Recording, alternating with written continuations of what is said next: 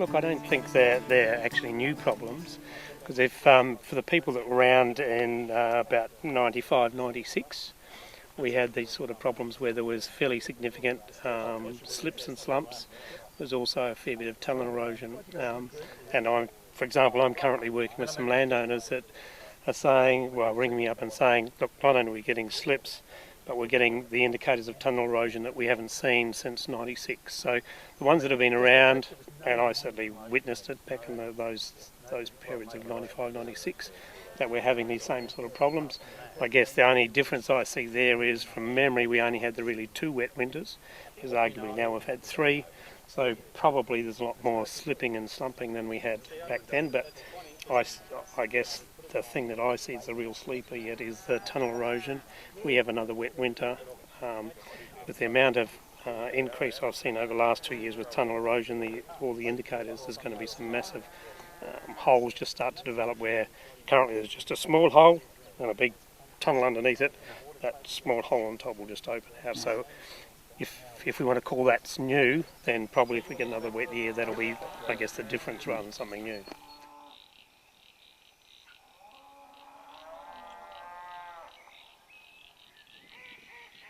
I guess we've heard today that there's been big slips in this sort of country, probably even before white pan came, and looking at some of the sites, it's quite probable, and from some of the soil experts say that some of these big slips happened maybe 1,000, 2,000 years ago, and we'd assume it'd be all fairly well treed at that stage.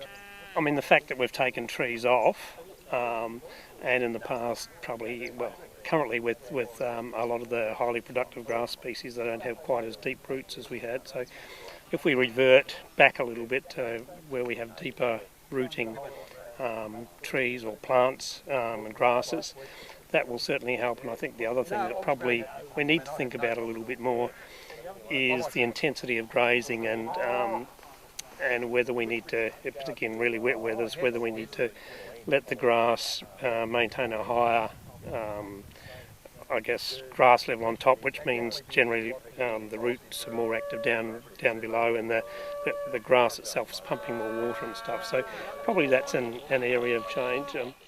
I'm just, I guess, a bit stunned at the amount of autumn calving that goes on through here. And the principle is that if you're calving in autumn, you've got to carry calves through winter, and by the time they're getting through winter, they're about 3 or 4 months of age.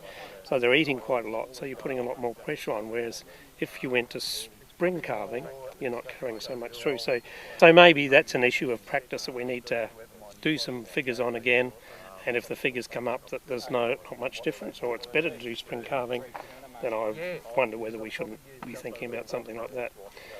But in terms of managing the soil differently, I mean, the guys here that are soil experts, the impression I got is that they're basically saying, well, this is what we've got, just learn how to live with it a little bit better.